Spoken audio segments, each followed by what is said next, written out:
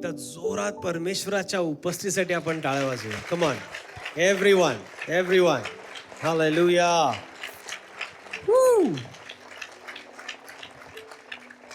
Jesus. Open with me the book of Genesis chapter 1 verse 2. मेरे साथ खोलिए उत्पत्ति का पहला अध्याय दूसरा वचन. Maybe we'll read also 3, 2 and 3. दूसरा और तीसरा वचन. It says, now the earth was formless and empty. Darkness was over the surface of the deep, and the Spirit of God was hovering over the waters. Next. दूसरा वचन कहता है, पृथ्वी बेडोल और सुनसान पड़ी थी और गहरे जल के ऊपर अंधियारा था तथा परमेश्वर का आत्मा जल के ऊपर मंडराता था. Yeah. Verse 3 says, तीसरा वचन कहता है, and God said, let there be light, and there was light. तीसरा वचन कहता है, तब परमेश्वर ने कहा उजियाला हो, तो उजियाला हो गया. God saw the light was good. और परमेश्वर ने उजियाले को देखा कि अच्छा है. God saw that the light was good. परमेश्वर ने देखा कि उजियाला अच्छा है. For maybe 40 minutes or something, we are going to be staying on this chapter, Genesis 1. Everybody knows about this. हम अगले 40 मिनटों तक इस पर बने रहेंगे उत्पत्ति के पहले अध्याय में. All right. Amen. I was telling Geeta even today morning. मैं गीता से भी आज की सुबह कह रहा था, Every time I read Genesis 1, something new comes up.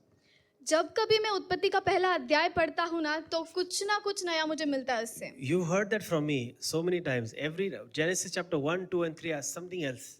आपने भी मुझसे कई बार सुना है कि मैंने कई बार कहा है कि उत्पत्ति का पहला अध्याय दूसरा और तीसरा अध्याय कुछ अलग ही है. I'm telling you, go home, you start reading, you will get something different, something really refreshing from these 3 chapters. जो मैं आपसे कह रहा हूँ कि घर जाकर आप पढ़ेंगे ना तो आपको कुछ अलग और तरोताजा करने वाला कुछ ना कुछ आपको इससे मिलेगा. I hope I'll be able to deliver what God wants to give to you through this chapter. मैं आशा रखता हूँ कि जो भी परमेश्वर आपसे कहना चाहते हैं मैं आपको बता पाऊंगा. Will you be able to receive? क्या आप ग्रहण कर पाएंगे? Yes. No. नाही म्हटलेले. शेजारच्याकडे बघा, कोण झोपलं असेल तर उठवा त्यांना थोडंसं. 40 मिनिटासाठी तुम्हाला एक स्कीम देत आहे चिमटा देण्याची. 40 मिनिटानंतर स्कीम बंद. कोणाला झोपू द्यायचं नाही आजूबाजूच्याला. Okay? All right. So, if we read chapter 1, we understand that God created everything in 6 days and rested on the 7th day. हम जब पहला अध्याय पढ़ते हैं तो हम देखते हैं कि परमेश्वर ने 6 दिनों तक नई निर्मित की और 7वें दिन उसने विश्राम किया. He created everything that was supposed to be created in 6 days, and 7th day he rested. जिन भी वस्तुओं का निर्माण होना था वो निर्माण करके परमेश्वर 7वें दिन विश्राम किया. I want to tell you something through this. मैं इस बात से आपको कुछ कहना चाहता हूँ. I believe at least once, if you're a Christian or if you have come to church at least 4 to 5 times, I believe you have read this chapter once at least. अगर आप मसीही हैं और या तो फिर कलीसिया में 4 से 5 बार कम से कम आए हैं तो मैं विश्वास करता हूँ कि आपने ये अध्याय जरूर पढ़ा Or at होगा. least you know about how God created. He said and things happened. या तो आपको कम से कम पता होगा कि परमेश्वर ने कैसे निर्माण किया. उसने कहा और वो निर्माण हुआ. Yes, no, maybe, होय नाही काहीतरी म्हणायचं. Okay? All right. If you like something, you can shout hallelujah and amen. अगर आपको कुछ बात पसंद आती है तो आप चिल्ला सकते हैं हालेलुया आमीन. Amen. All right. So, when we are going through slowly verse 2 and verse 3 and onwards, we will go through to understand the process of how God created, and we will try to understand the creative power of God. तो जैसे जैसे हम वचन आगे पढ़ते जाएंगे, दूसरा और तीसरे वचन से आगे पढ़ते जाएंगे तो हम ये देखेंगे कि परमेश्वर ने कैसे निर्माण किया और परमेश्वर के निर्माण करने की ताकत को हम समझेंगे. But through that today I want to tell you पर उससे मैं तुमसे आज कहना चाहता हूँ of what I have titled my sermon today. जो मेरे संदेश का आज का शीर्षक है. The title is God's Intervention. परमेश्वर की मध्यस्थी. परमेश्वर का हस्तक्षेप. परमेश्वर का हस्तक्षेप. Before coming, I saw in Hindi also Hastakshep only is there. Okay. All right. So God's intervention. परमेश्वर का हस्तक्षेप. Everybody say intervention. कहे हस्तक्षेप. Hastakshep बोला था. Hastakshep. Please don't say interval. It's God's intervention. परमेश्वर का हस्तक्षेप. Meaning, God will bring His divine wisdom, His divine understanding, His divine power into everything that we are doing and doing something wrong. He intervenes in our life and set things right. तो इसका मतलब है कि जब हम कोई चीज गलत तरीके से कर रहे हैं तो वो आकर उसकी दैविक समझ, दैविक बुद्धिमानी से हमें रोकेगा और वो चीजें सही करेगा. If I ask you, you will be able to tell me this. At least once in your life, you were about to do something which was not right, which would bring some kind of uneasiness or maybe some kind of destruction or some accident. But you wanted to go there, you wanted to do this, but you did not do it because God intervened. आप मुझसे सहमत होंगे कि आपके जीवन में कभी ना कभी ऐसा होगा कि आप कुछ करने जा रहे हैं, कुछ चीज करने जा रहे हैं जिससे नाश हो सकता था या एक्सीडेंट हो सकता था, पर परमेश्वर ने बीच में हस्तक्षेप किया. I think you will testify at least once. I was about to do this, but somehow I didn't do it. And later I found out, if I would have done this, there would have been a great destruction. तो मैं समझता हूँ कि आप ये गवाह होंगे, इस चीज के गवाह होंगे कि मैं ये करने ही वाला था पर मुझे रोका गया. अगर ये मुझसे होता तो कुछ नाश जरूर होता. I'll tell you a very small thing yesterday, very small thing. मैं एक छोटी सी बात बताता हूँ, कल की बात. Geeta was in a shop. Gita एक दुकान में थी, शॉप में. She loves to be. She came down. खाली चाल है ना तुम्हें? हाँ. She came down from that lift. वो लिफ्ट से नीचे आए. Both of them. There were two people. They came out. दो लोग थे, लिफ्ट से नीचे आए. The lift went up. और वो लिफ्ट ऊपर चली गई. And it slammed down. और वो नीचे तेजी से पटक गई. It was a big sound. और बहुत बड़ा आवाज They हुआ. just came out. वो बस उतर ही गए थे. And then it just went up and slammed down. और कुछ ही क्षण में वो ऊपर जाके नीचे पटक गई. Some mishap. पता नहीं कैसे हुआ. Will you believe there was a divine intervention? There was क्या God's intervention. क्या आप इस बात पर विश्वास करोगे कि यहाँ पर परमेश्वर का हस्तक्षेप था? Hallelujah. We will go through this kind of God's intervention slowly, point by point today. हम धीरे धीरे इस परमेश्वर के हस्तक्षेप के बारे में सीखेंगे. Verse 2. Put the verse 2 once again. दूसरा वचन. Verse 2 says, I'm reading from the Amplified. If you have the Amplified, great. It'll be really good. Verse 2 says, the earth was formless and void, or a waste, and emptiness and darkness was upon the face of the deep. Yeah. दूसरा वचन कहता है पृथ्वी बेडौल और सुनसान थी. Only two words about earth in Marathi and in Hindi have come. Bedol or Sunsan. केवल यही दो शब्द हिंदी और मराठी में पाए जाते हैं, बेडौल और सुनसान. Actually, there is more in Amplified version. You should read sometimes. Amplified version is very good. It says the earth was formless and void. वो कहता है कि पृथ्वी बेडौल और सुनसान मतलब खाली थी. Yeah. Or waste. या तो किसी काम की नहीं थी. So, when you are reading about this saying that the earth was empty, void, जब आप ये पढ़ते हैं कि पृथ्वी खाली थी, which means it was a waste. इसका मतलब है कि वो किसी काम की नहीं थी. Have you heard somebody saying about you or to you? In your family, some people telling this to you. क्या आपने ये आपके बारे में सुना है? आपके परिवार के लोग आपसे कभी कहे हो? Waste. किसी काम का नहीं. Waste है. काय उपयोगाचं नाही. That बेकार है. See, Solapur Marathi has something very special about it. Okay. That was exactly how the earth was. और ऐसे ही Waste. पृथ्वी का हाल भी ऐसे ही था. वो किसी काम की नहीं थी, खाली थी. It was simply there. वो ऐसे ही वहां पर थी. There was no work There was nothing that the earth was doing. और ऐसा कुछ काम ही नहीं था जो पृथ्वी कर रही थी, कुछ भी नहीं था. It was zero, it was waste. वो जीरो था, खाली थी. So I want to tell you, in verse 2, Genesis 1 verse 2, about the earth, God is saying it was a waste. तो उत्पत्ति के पहले अध्याय दूसरे वचन में परमेश्वर ने पृथ्वी से कहा है कि वो बेकार थी. And verse 10 और 10वां वचन कहता है, says, God called the dry land earth, and the gathering of the waters he called seas. And God saw that this was good. और परमेश्वर ने सूखी भूमि को पृथ्वी कहा तथा जो जल इकट्ठा हुआ उसको उसने समुद्र कहा. और परमेश्वर ने देखा और परमेश्वर ने देखा कि वो अच्छा है. कि वो अच्छा है. क्या अच्छा है? What is good now? यहाँ पर क्या अच्छा है? Once which was a waste किसी समय जो बेकार था is now good. अब वो अच्छा है. I will say it again. Once which was a waste एक समय था जब वो बेकार था, is now good. अब वो अच्छा है. Once a life which was of waste will now be good. एक समय पर जो जीवन बेकार था वो अब अच्छा होगा. I'm trying to tell you, मैं आपसे कहने की कोशिश कर रहा हूँ. my first point, God's process matters.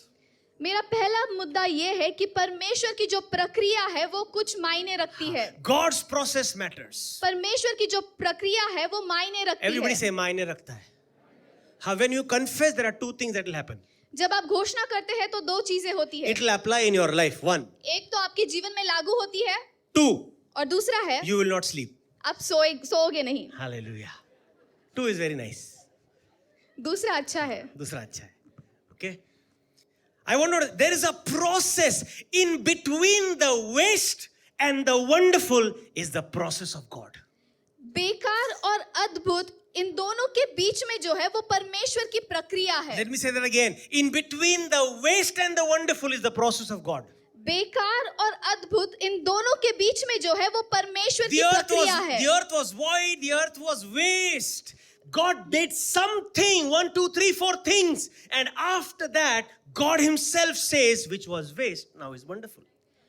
पहले जो पृथ्वी थी वो सुनसान और खाली बेकार थी और बाद में जो परमेश्वर ने कुछ करने के बाद 1, 2, 3, 4 चीजें करने के बाद परमेश्वर खुद कहते हैं कि वो अच्छा है. Allow the intervention of God in your life. अपने जीवन में परमेश्वर के हस्तक्षेप को होने दो. It will be from a waste to wonderful. वो बेकार से अद्भुत होगा. Amen. Come on, somebody say amen. Allow God's intervention.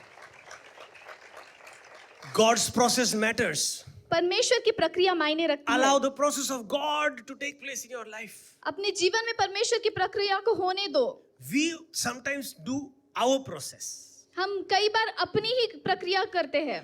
Girls, women, not girls. Women go to other women and ask, "Tu kasak keli, what is your process of doing this bhaji?"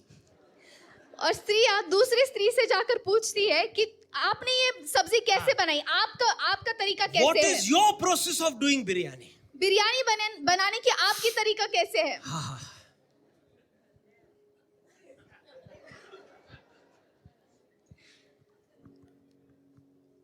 But none of your process and my process matters.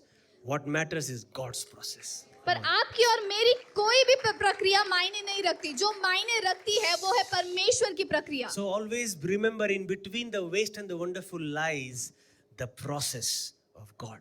और हमेशा ये बात याद रखना कि बेकार और अद्भुत के बीच में जो है वो परमेश्वर की प्रक्रिया है. Amen. Verse 3. Somebody read verse 3. It says, I only need those 2 words. 3 words actually. And God said. तो तीसरा वचन, हाँ. तब परमेश्वर ने कहा. सब बोलिए, तब परमेश्वर ने कहा. मग देव बोला. हाँ. तो मराठी की नहीं, मराठी बोल और. And God said. तब परमेश्वर ने कहा. We so many times just read and go ahead and read verse 4, verse 5. हम बहुत बार आगे ही पढ़ते जाते हैं. 4वां वचन, 5वां वचन. But there is so much power and so much importance in these 2 words, God said. पर इन दो शब्द परमेश्वर ने कहा, इन दो शब्दों में इतना महत्व और महत्वपूर्ण बात है. I was trying to understand what these words actually mean.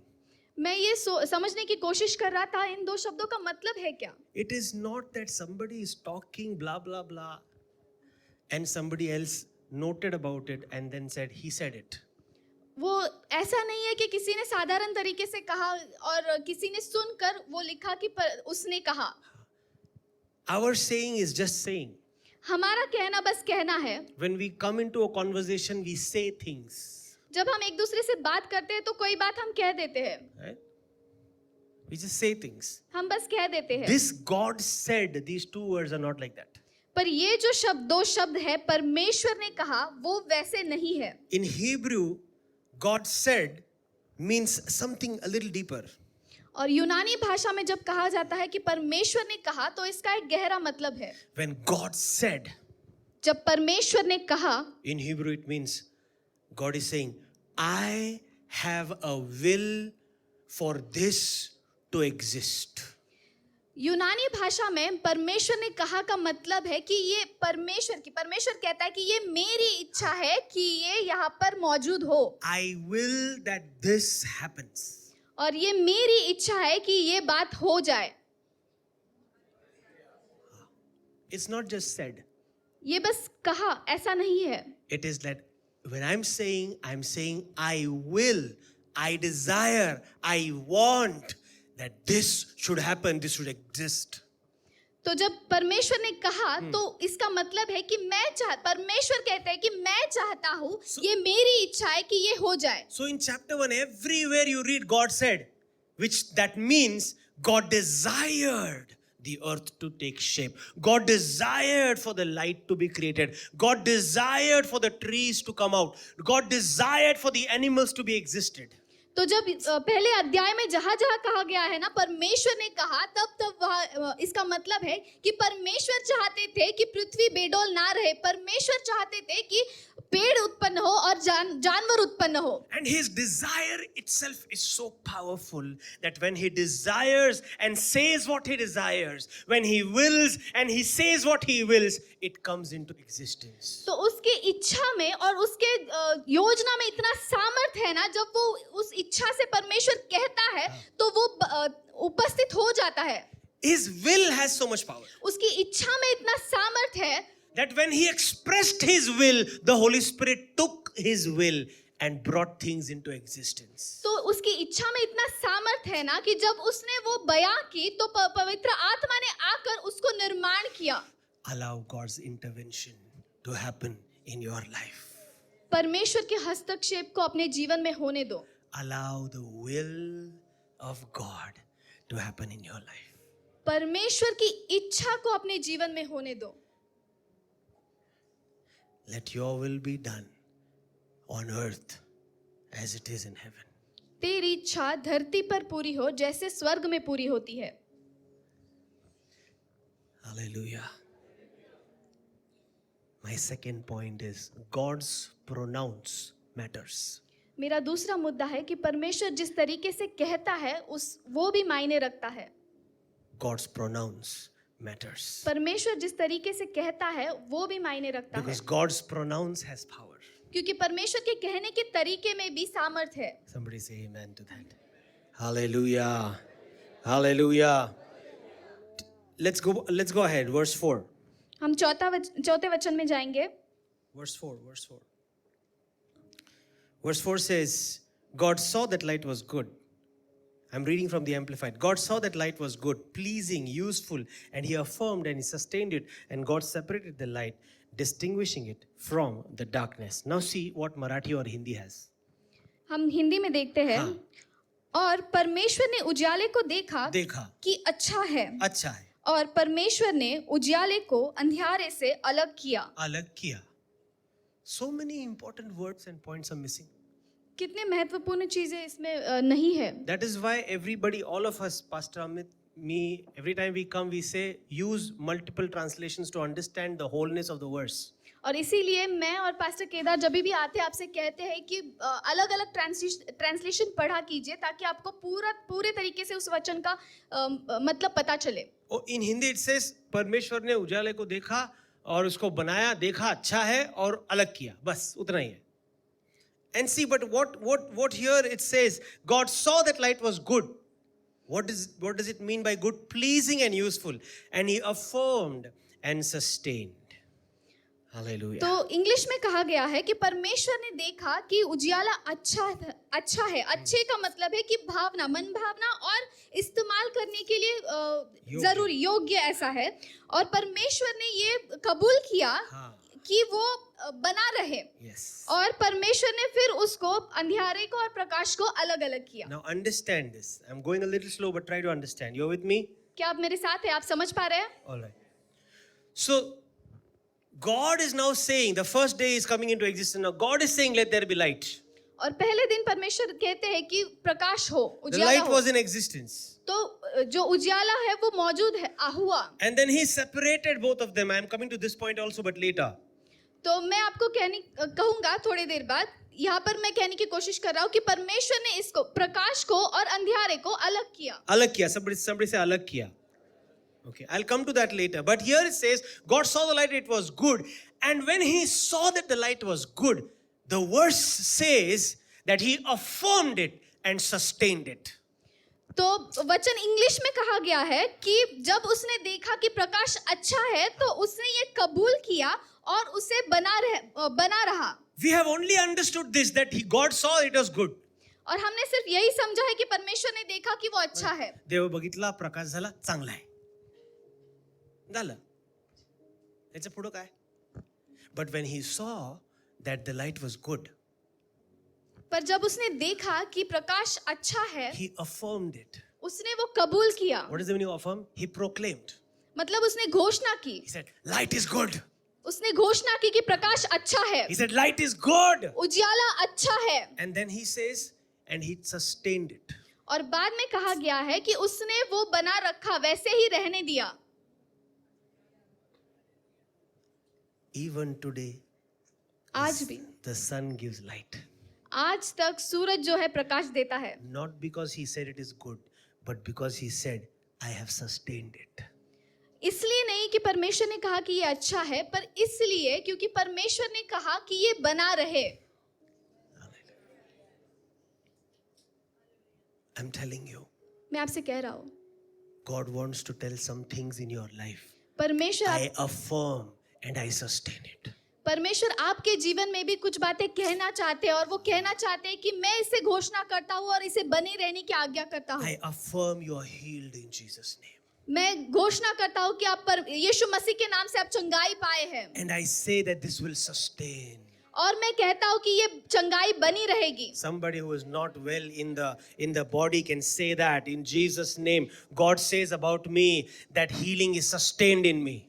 जो भी शरीर में चंगाई चाहते हैं वो कह सकते हैं कि परमेश्वर ने मुझे चंगा किया है और मेरी चंगाई बनी रहेगी. By saying all of this, He endorsed the power over them. और ये सब कहने से परमेश्वर ने उसका सामर्थ जो है इन चीजों पर लाया. He endorsed His power over the sun. उसने सूरज पर अपना सामर्थ दिखाया. Over the light. प्रकाश पर. Over the darkness also. अंधियारे पर भी. Because He separated the darkness and the light. क्योंकि उसने उजाले को और अंधियारे को अलग किया. This is my third point. God's endorsement matters. और मेरा तीसरा मुद्दा भी यही है कि परमेश्वर जो सामर्थ देता है वो भी मायने रखता है. We saw God's process matters. We saw God's pronounce matters. Now this is God's endorsement also matters. और हमने देखा कि परमेश्वर का तरीका जो है, प्रक्रिया है, वो मायने रखती है. फिर हमने देखा कि परमेश्वर के कहने का तरीका मायने रखता है. अब हम देखते हैं कि परमेश्वर का सामर्थ डालना भी मायने रखता है. उसको प्रस्थापित करना ये भी मायने रखता है. He endorsed the light. He sustained the light. May God sustain things in our life. परमेश्वर ने प्रकाश को स्थापित किया और उसको बने रहने की आज्ञा दी. और परमेश्वर हमारे जीवन में भी ऐसा करे. Let there be God's intervention. Let there be God's intervention. परमेश्वर का हस्तक्षेप हमारे जीवन में हो। Let there be God's intervention. परमेश्वर का हस्तक्षेप हमारे That जीवन He'll में be हो allowed to endorse things in our life. और वो हमारे जीवन में चीजें प्रस्थापित करने की आज्ञा पाए, वो अनुमति पाए। Some Christians are so good. कुछ मसीह तो इतने अच्छे हैं, They endorse unnecessary things in their life. वो बेकार की चीजें अपने जीवन में प्रस्थापित करते रहते good हैं। word. बेकार की चीजें. Things that are unnecessary, useless things are still there in the life. और जो जिन चीजों की जरूरत भी नहीं है वो भी चीजें अपने जीवन में लेकर चलते हैं। The waste is still there. और जो बेकार की चीजें हैं वो अभी भी है। The waste, remember? The waste before the wonderful? It's still there. जो आपको याद है अद्भुत के पहले वाला बेकार वो अभी भी है। Why? Because they have sustained the waste and did not allow the wonderful of God to sustain in them. पर ऐसा क्यों है? ये इसलिए है क्योंकि जो बेकार की बातें थी ना वो उन्होंने अभी तक बनाई रखी है और अद्भुत चीजें होने नहीं दे रहे। I'm telling you, His endorsement sustains us. मैं आपसे कह रहा हूँ कि उसका प्रस्थापित करना हमें बनाए His रखता है। endorsement sustains our generation. हमारी जो पीढ़ी है उस पर जो प्रस्थापित किया गया है वो परमेश्वर बनाए रखेगा। Your family will sustain. आपका परिवार बने रहेगा। Somebody did not hear this. Your family will sustain. किसी ने सुना नहीं, आपका परिवार बना रहेगा। When I was in that venue car, three days old car, and I was thinking that it's going to just go down in the river. This is exactly what I thought. The whole Kamble is sitting in this car, and one go and the Kambles are over. जब हम 3 दिन पुरानी वो गाड़ी में बैठे हुए थे, हमारे साथ जब वो हादसा हुआ था, हम पूरा कामले परिवार उस कार में थे और मैंने ये सोचा कि एक क्षण में पूरा कामले परिवार खत्म हो जाएगा। सगळे कांबळे गायब इतना नेस्तो नाबूत खोडून कोण उरणारच नाही कांबळे म्हणजे इथले असे मौचाव हो गवसू वाले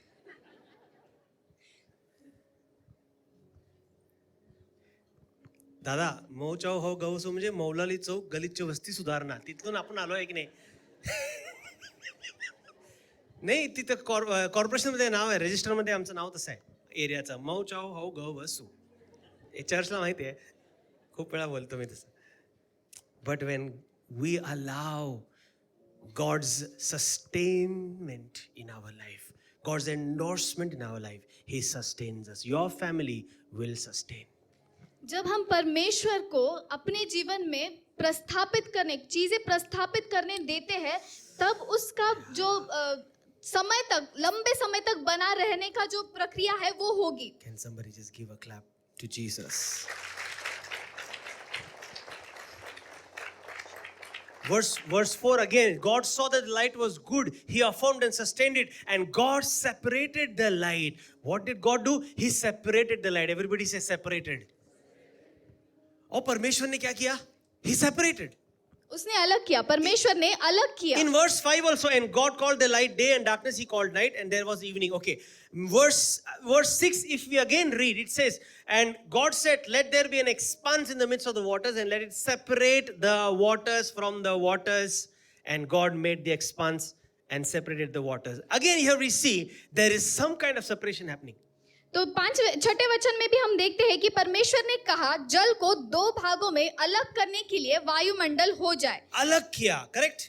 जल को अलग किया, पहले प्रकाश को अंधकार से अलग किया। Now what he is doing is he is separating the water from the dry land. तो 6ठे वचन में जो हुआ है वो परमेश्वर ने क्या किया है, वहां पर जल को सूखी भूमि को दोनों को अलग किया है। Church, I don't think so you are ready to listen to my next point. कलीसिया, मुझे नहीं लगता कि आप अगले मुद्दे को सुनने के लिए Should तैयार I say हैं। it? क्या मैं कह सकता हूँ? God's work of separation also matters. परमेश्वर का अलग करना भी मायने रखता है। Some people are clapping, but they don't want this to happen. कुछ लोग ताली तो बजा रहे हैं पर वो ये नहीं चाहते कि वो अलग हो जाए। Most of them are excited. बहुत से लोग उत्साहित होकर ऐसे ताली बजा रहे हैं, लेकिन कुछ है ऐसे सेपरेशन कशाला नको. The church knows good about separation. Hello. कलीसिया तो बेहतर तरीके से जानती है अलग किए जाने के बारे में। Ayo. Hallelujah. Separation does not always mean pain. और अलग किए जाने का मतलब हर बार दर्द नहीं होता. Try to understand. I'm explaining from this verse. Separation does not always mean pain. मैं वचन से आपको कहने की कोशिश कर रहा हूँ कि अलग किया जाना हर बार दर्द नहीं देता. God's intervention brings separation. परमेश्वर का हस्तक्षेप अलग करता है. God separated the light परमेश्वर ने उजाले को अलग किया from darkness. अंधियारे से. And then he called what was light day and what was dark night. तो उसने जो उजाला था उसको दिन कहा और जो अंधियारा था उसको रात कहा. Separation brings identity. जो अलग किया जाना है वो पहचान लाता है. Separation brings identity. पहचान लाता है. अलग किया जाना पहचान लाता है. Day was not a day until it was separated. जो दिन जो है वो दिन नहीं था जब तक वो अलग किया नहीं गया. Night was not night until it was separated. रात नहीं थी जब तक वो अलग नहीं की गई But थी. when God created light and separated light from the dark, then he looked at the light and said, this is day and this is night. God brings identity through separation. जब तक परमेश्वर ने अंधियारे को और प्रकाश को अलग नहीं किया और प्रकाश को दिन नहीं, तब जब अलग किया तब कहा कि प्रकाश दिन है और अंधियारे को उसने रात कहा. तो जब तक परमेश्वर का अलग किया जाना होता नहीं है तब तक पहचान आती नहीं है. Amen. Allow God's intervention also in some kind of separation in your life. और परमेश्वर के हस्तक्षेप को अलग किए जाने में भी अपने जीवन में अनुमति दो. But God, this habit is there in my life since so many years. पर परमेश्वर ये आदत मेरे जीवन में कितने सालों से है. God says, allow me to separate it, child. और परमेश्वर कहते हैं कि मुझे इसे तुझसे अलग करने की अनुमति दे. Because when I separate this, क्योंकि your जब identity will come out. क्योंकि जब मैं इसको अलग करूंगा तेरी पहचान बाहर आएगी. Allow the loneliness to be separated from you. Allow the discouragement to be separated from you. Let it go away. I will create your identity through it. और परमेश्वर कहते हैं कि आपकी निराशा को और आपके अकेलेपन को आपसे अलग करने दो और वो आपकी पहचान को लाएगा. Separation also means bringing uniqueness to our lives. और एक परमेश्वर का अलग किया जाना आपके जीवन में एक खासियत लाता है. हाँ, खासियत लाता है. From that point onwards, everybody knows this is day. और उस क्षण से हर कोई जान जाता है कि ये दिन है. This is night. और ये रात है. मराठीत एक वाक्य ऐकलंय मी बोलणार नाही.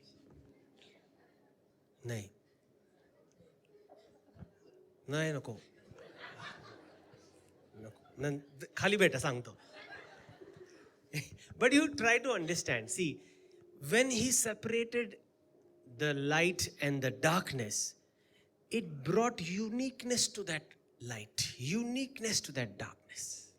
तो एक बात समझने की कोशिश कीजिए. जब परमेश्वर ने प्रकाश और अंधियारे को अलग किया तो उसको जब अलग किया गया तब प्रकाश को एक खासियत मिली और अंधकार को एक खासियत मिली. So that's why I'm saying, allow God's intervention to separate you from some situation, separate you from some habits, separate you from some places and people also.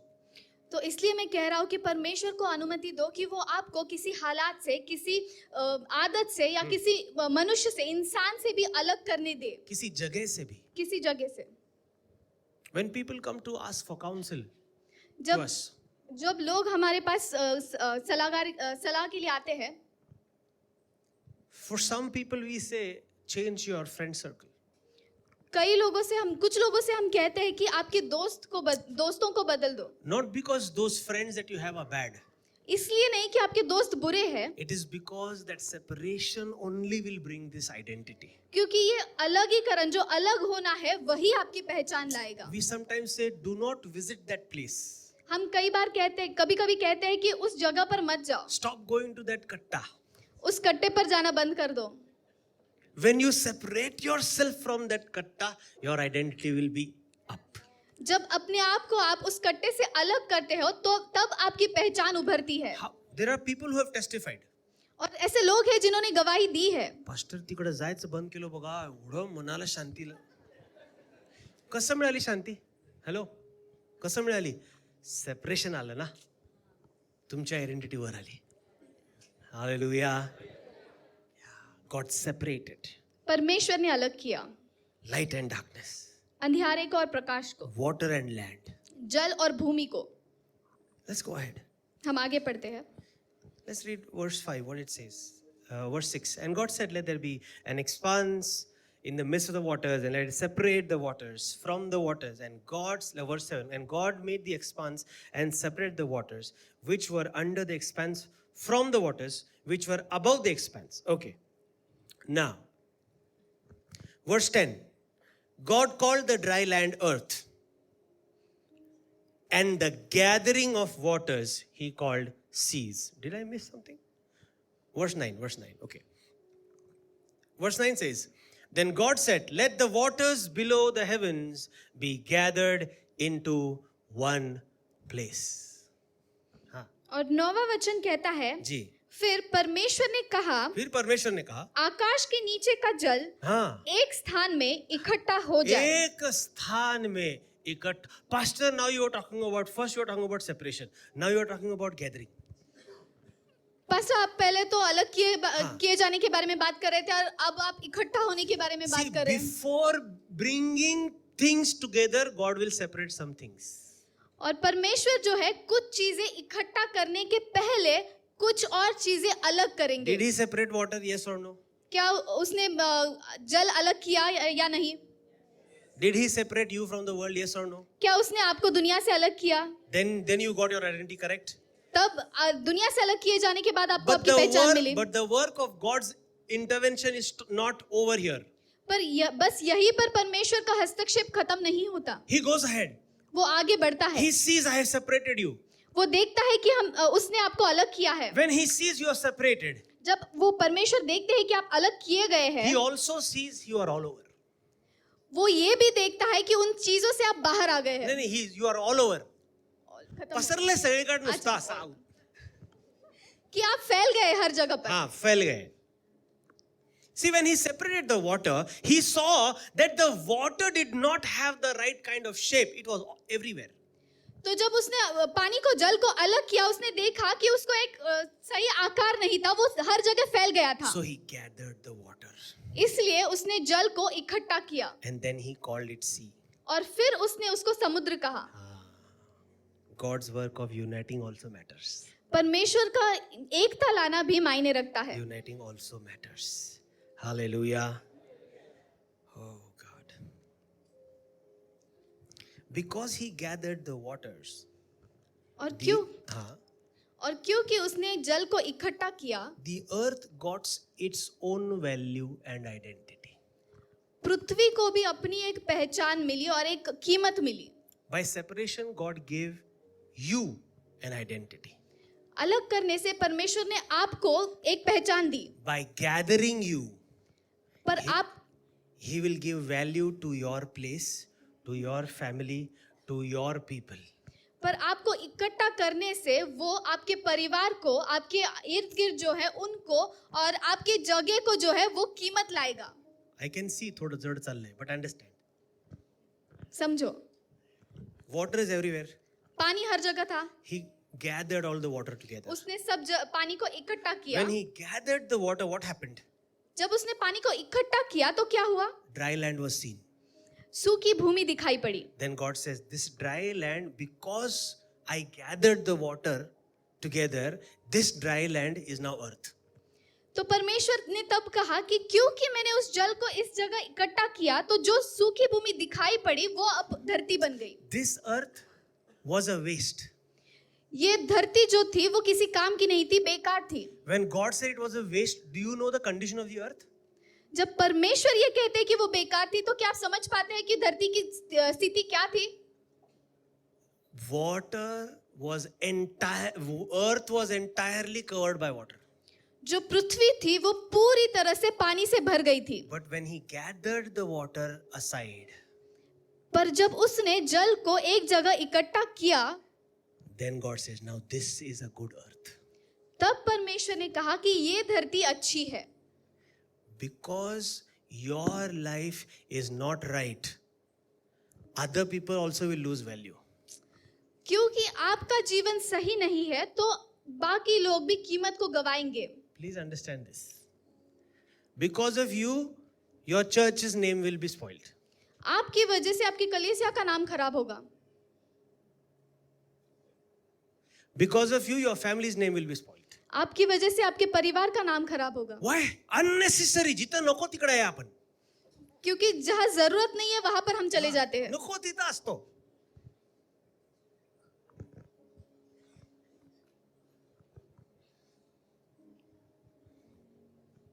परवा टिटू बोलला, पास्टर त्या ठिकाणी गेलो होतो बघा. माझा मित्र, त्यांनी नाही, माझा मित्र त्या ठिकाणी गेला होता. आता मी बोलणार नाही, हे जास्त विश्लेषण देणार नाही. त्या ठिकाणी, थोडं मराठीत बोलतो हा. त्या ठिकाणी मी त्या मित्राला बघितलो, त्याला सांगितलं होतं जाऊ नको, गेला. असे दंडुके बसले त्याला, एवढं मारले त्याला. सगळे पळून गेले, दगडमार करणारे सगळे पळून गेले. 4-5 पोलिसनी फक्त ह्यालाच घेरात धरलं. इतकं मारलं. बरोबर आहे ना? नको तिथं. We are scattered everywhere. हम हर जगह फैल गए हैं. This is what the enemy wants to do in our life. और शत्रु हमारे जीवन में बस यही करना चाहता यू है. Do this also, you do this also, do this also. तू ये भी कर, वो भी कर, वो भी कर. Your family will lose value. आपका परिवार जो है कीमत को गवाएगा. Your church will lose value. आपकी कलीसिया कीमत गवाएगी. माझं पोरगा असं केलं बघा, सगळं नाव मातीत मिळालं. ह्याच्या बापाने एवढं करून ठेवलं होतं, एवढं नाव करून ठेवलं, सगळं मातीत घातलं बघा. Have you heard something like this? क्या आपने ऐसी बातें सुनी है? स्कैटर्ड. क्योंकि फैल गए हैं. Allow God to gather you. परमेश्वर को आपको इकट्ठा करने दो. You will have your identity, your family, your church, your place, your city will have its value. और तब आपका परिवार, आपकी कलीसिया, आपकी जगह, आपका शहर को कीमत मिलेगी. My time is up, but I will just say one thing and then I will finish. मेरा समय खत्म हो गया है, पर मैं एक बात बोलकर खत्म करूंगा. Read verse. Let's come to verse 20, please. हम 20 वचन पढ़ेंगे. Then God said, let the waters swarm and abundantly produce living creatures, and the birds soar above the earth in the open expanse of the heavens. God created the great sea monsters and every living creature that moves, with which the waters swarmed according to their kind, and every winged bird according to its kind. And God saw that it was good, and he affirmed and sustained it. And God blessed them, saying, be fruitful, multiply, and blah, blah, blah. फिर परमेश्वर ने कहा, जल जीवित प्राणियों से बहुत ही भर जाए और पक्षी पृथ्वी के ऊपर आकाश के अंतर में उड़े. इसलिए परमेश्वर ने जाति जाति के बड़े बड़े जल जंतुओं की और उन सब जीवित प्राणियों की भी सृष्टि की जो चलते फिरते हैं, जिनसे जल बहुत ही भर गया, और एक एक जाति के उड़ने वाले पक्षियों की भी सृष्टि की. बस okay. Again, something is missing. I want to tell you that exactly that thing. Verse 20. Then God said, let the waters swarm and abundantly produce living creatures. तो यहाँ पर 20वें वचन में इंग्लिश में कहा गया है कि जो जल है वो बढ़े और वो पैदा करे, उत्पन्न करे, जीव उत्पन्न करे. Okay. Even verse 24 says, God said, let the earth bring forth living creatures. और 24 वचन में इंग्लिश में कहता है कि धरती उत्पन्न करे, अलग अलग जाति के जीव को धरती उत्पन्न करे. Now, there is a word that God did not use for every other creation, but he used for only living creatures. और ऐसा एक शब्द है जो बाकी किसी सृष्टि के लिए उसने कही नहीं, परमेश्वर ने नहीं कही, पर जीवित जानवरों के लिए उसने कही, जीवों के लिए उसने कही. जीवों के लिए उसने कही.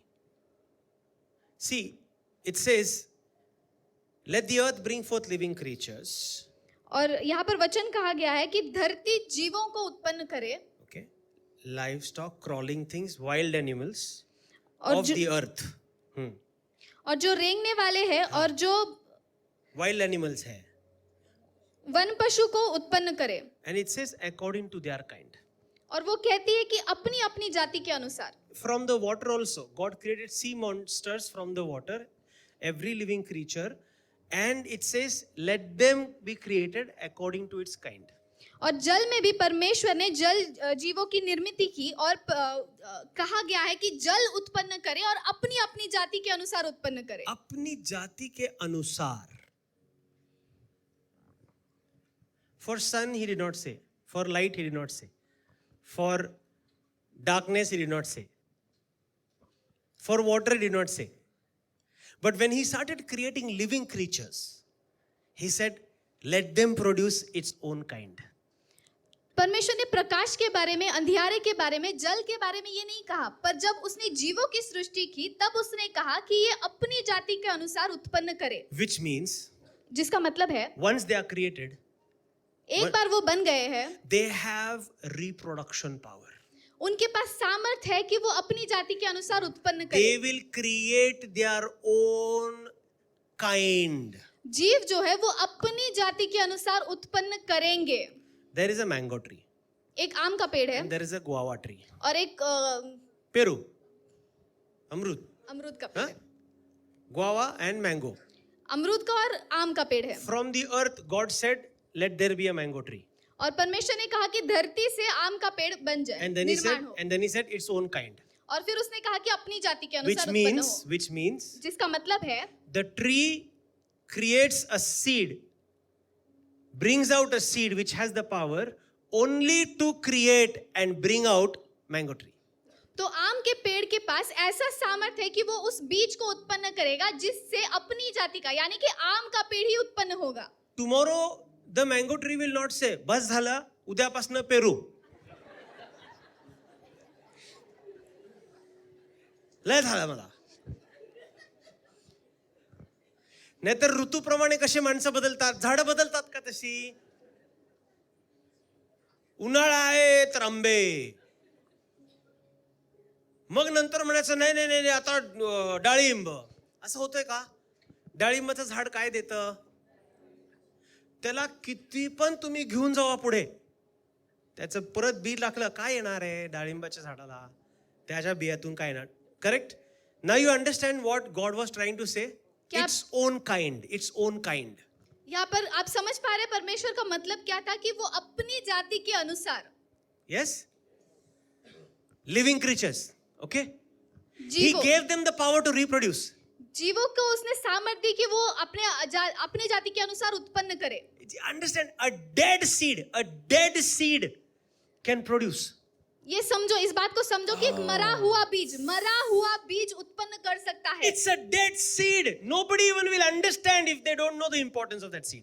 और कोई समझ भी नहीं पाएगा, वो मरा हुआ बीज है, उसको किसी को महत्व भी नहीं पता चलेगा But उसका. the farmer puts it in the soil, life comes out. पर जब उसको बोया जाता है तो उससे जीवन निकलता है. How much more if we are living? Amen? और How उससे much कई more? ज्यादा हम है. Okay. Anyway, I'm coming to that. Yeah. I'm coming to that. Now, for living creatures, he said its own kind. और जीवों से उसने कहा कि अपनी जाति के अनुसार. Verse 26. 26 वचन. Then God said, तब परमेश्वर ने कहा, let us make man not in their own kind, but in our image. 26 वचन में परमेश्वर ने कहा, हम मनुष्य को अपने स्वरूप में और अपने स्वरूप के अनुसार और अपनी समानता में बनाए. Did you understand the difference? क्या आप इसको समझ पा रहे हैं? Every animal, every tree has reproduction power, but they generate their own kind. हर जीव जो है, जानवर जो है और पेड़ के पास उत्पन्न करने की क्षमता है, पर वो अपने जाति के अनुसार उत्पन्न करते हैं. But for humans, पर मनुष्यों के लिए God says, परमेश्वर कहते हैं they will not create their own kind. वो अपनी जाति के अनुसार उत्पन्न नहीं करेंगे, They will reproduce their God kind. वो अपने परमेश्वर के अनुसार उत्पन्न करेंगे. God kind. I want to tell you, you are so precious. मैं आपसे कहना चाहता हूँ, आप इतने मौल्यवान है, You are so valuable. आप बहुत कीमती है. What comes out of you is not of you, it is God's kind. जो आपके अंदर से उत्पन्न होता है ना, वो आपके समानता में नहीं है, वो परमेश्वर के समानता में है. Hallelujah. How many times we have seen नवीन लेकरू जन्मानंतर त्याला नीट नाक नसतंय, डोळे नसतात, थुड्डी नसती. ह्याची थुड्डी ह्याच्या वडिलांसारखी आहे. ह्याचे गाल ह्याच्या काकूसारखे आहे. ह्याची बोट त्याच्या मावशीसारखे आहेत. ऐकलं की नाही कधी? मी पण म्हणालो तसं. काय बापरे, बरोबर डिक्टो असंच दिसतंय. It is right, it is correct, but I'm telling you, we don't create our own kind, we create God kind. मुझे आपसे कहने दो कि हम अपनी जाति के अनुसार उत्पन्न नहीं करते, हम परमेश्वर के अनुसार, परमेश्वर की समानता में उत्पन्न करते हैं. Understand God's intervention in your life. परमेश्वर के हस्तक्षेप को आपके जीवन में समझो. What you will produce will only be God's kind. जो भी आप उत्पन्न करोगे ना, वो परमेश्वर की समानता में ही होगा. The songs that will come out you will be God's kind. जो गीत आपके अंदर से आएंगे वो परमेश्वर की समानता में होंगे. Hallelujah. So many people ask me, I'm not having pride or anything, but let me just say, so many people ask me, Pastor, I mean, every song that you have written, how is it possible that we are able to worship through those songs? Every song. मैं घमंड करने के लिए नहीं कहता, पर मैं ये कहता हूँ कि बहुत से लोग आकर मुझसे कहते हैं कि आप इतने गाने लिखते हैं और हर एक गाने के द्वारा हम कैसे आराधना करने पाते हैं. It's not like ये 4 गाने ऐसे उसमें के 3 गाने अच्छे हो, एक बोर है बहुत. When we understand what we produce is God's kind, no, every song will start making sense. जब हम ये समझेंगे ना कि जो भी हमारे अंदर से उत्पन्न होता है वो परमेश्वर की समानता में होता है, तब जो भी गाना आएगा उसका एक मतलब बनेगा. I'm telling you, songwriters, I'm telling you, understand what you are creating, what is coming out of you is God's kind. जो गाने लिखने वाले उनसे मैं कहता हूँ, जो आपके अंदर से आता है वो परमेश्वर की समानता में है. The business that should come out of you should be God's kind. जो व्यवसाय आपके अंदर से आएगा वो परमेश्वर की समानता में होना है. The ministry that has to come out of you should be God's kind. जो सेवकाई आपके अंदर से आती है वो परमेश्वर की समानता में होनी है. Allow the intervention to happen. परमेश्वर के हस्तक्षेप को होने दो. Allow the intervention to happen.